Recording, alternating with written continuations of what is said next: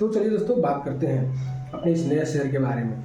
आपने तो नहीं खरीदा है शेयर, कंपनी ने ऐसे बढ़ाया 7 गुना मुनाफा, सेबी ने लगाया जुर्माना, यही आप लोगों ने दोस्तों टाइटल पर वीडियो दे रहे हैं दोस्तों। तो दोस्तों आप मेरे वीडियो पे नए आए हुए हैं तो चैनल को जरूर सब्सक्राइब कर ले दोस्तों, क्योंकि मैं आपके लिए बहुत हम बात करते हैं दोस्तों। कहते हैं ना कि नाम में क्या रखा है दोस्तों, कि एक गुलाब का फूल को आप किसी भी नाम से बुलाए उससे उसकी खुशबू नहीं बदली जाएगी, लेकिन एक कंपनी के मामले में ऐसा नहीं कर सकते हैं। एक गलत नाम या क्लासिफिकेशन कंपनी की पूरी बैलेंस शीट को बदल सकती है दोस्तों। हाल ही में रॉयल ऑर्किड होटल्स के मामले में कुछ ऐसा ही देखने को मिला है। अब सेबी ने इस मामले में कंपनी पर भारी जुर्माना लगाया है। आइए इस पूरे मामले को विस्तार से जानते हैं दोस्तों।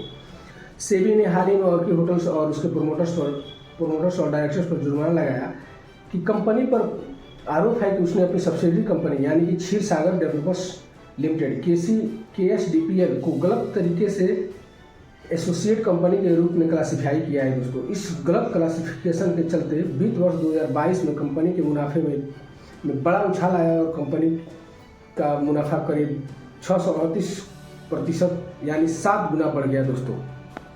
सेबी का कहना है कि अगर क्षीर सागर डेवलपर्स प्राइवेट लिमिटेड को पहले की तरह ही सब्सिडरी कंपनी के रूप में दिखाया गया होता तो रॉयल ऑर्किड का मुनाफा महज 3.62 करोड़ रुपये ही होता, लेकिन ऐसे एसोसिएट कंपनी के रूप में क्लासिफाई करके रॉयल ऑर्किड ने अपना मुनाफा 26.78 करोड़ रुपये दिखाया, यानी कि मूल मुनाफे से करीब 23.15 करोड़ रुपये से अधिक दोस्तों। देखिए बड़े बड़े कंपनियों में बड़े लोग कैसे खेल खेलते हैं दोस्तों। अब सवाल यह है कि आखिर यह क्लासिफिकेशन कैसे काम करता है दोस्तों। चलिए मैं आपको ये भी समझा देता हूँ।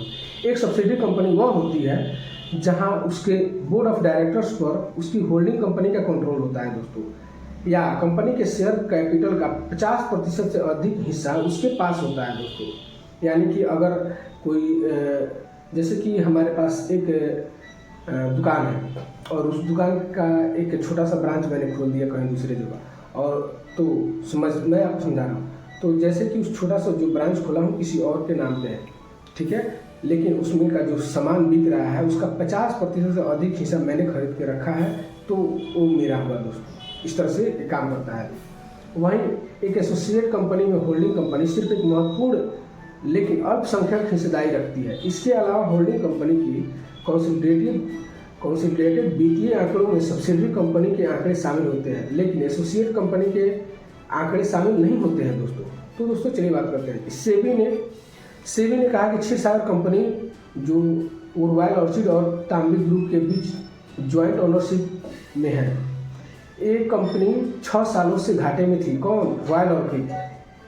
इसके चलते वित्तीय वर्ष 2021 में रॉयल ऑर्किड ने 40 करोड़ रुपए का कंसोलिडेटेड घाटा दर्ज किया था दोस्तों।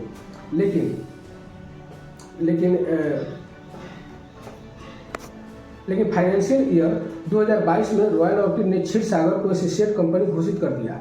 एसोसिएट घोषित होते ही रॉयल ऑर्किड ने क्षीर सागर के सारे नुकसान को अपने बैलेंस शीट से हटा दिया। इससे कंपनी को 23.26 करोड़ रुपये का रीमेजरमेंट लाभ मिला, और इसी के आधार पर उसने अपना शुद्ध मुनाफा 26.78 करोड़ रुपये दिखा दिया दोस्तों। समझ में आ रहा है आपको? रॉयल ऑर्किड ने मार्च 2022 में स्टॉक एक्सचेंजों को एक नोटिस भेजा था। कौन? Royal orchid. नोटिस में बताया गया कि क्षीर सागर बोर्ड ऑफ डायरेक्टर्स में अब रॉयल ऑर्किड का बहुमत खत्म हो गया है। इसने खुद नोटिस भेजा था, उसने बताया था। इसलिए अब क्षीर सागर उसकी सब्सिडरी कंपनी नहीं रही है दोस्तों। उसने कहा कि क्षीर सागर के बोर्ड में 5 डायरेक्टर थे, जिनमें से 3 रॉयल ऑर्किड के और 2 तांबी ग्रुप के थे। लेकिन जब 2 इंडिपेंडेंट डायरेक्टर हुए तो बोर्ड में कुल डायरेक्टरों की संख्या 7 हो गई और रॉयल ऑर्किड का बहुमत समाप्त हो गया। हालांकि सेबी ने जांच में पाया कि क्षीर सागर के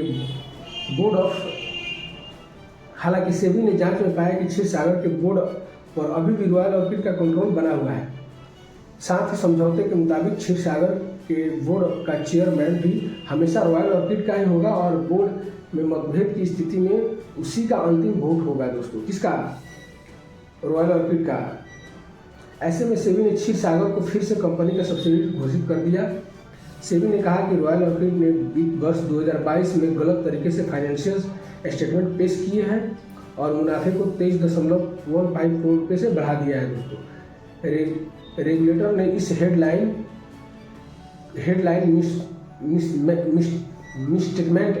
मिस स्टेटमेंट रेगुलेटर ने इसे हेडलाइन मिस स्टेटमेंट बताया और कहा कि ये आंकड़े निवेशकों के लिए भ्रम पैदा कर रहे थे। इसी कारण सेबी ने कंपनी पर कार्रवाई की है दोस्तों।